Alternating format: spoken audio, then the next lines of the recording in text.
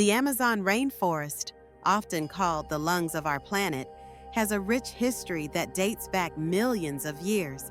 It's home to over 390 billion trees and countless species, many of which are found nowhere else on Earth.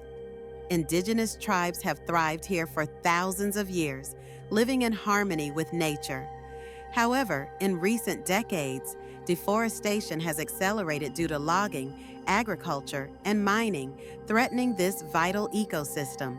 The Amazon plays a crucial role in regulating our climate, absorbing carbon dioxide and producing oxygen. Protecting it is not just about saving trees, it's about preserving a treasure trove of biodiversity and ensuring a healthier planet for future generations.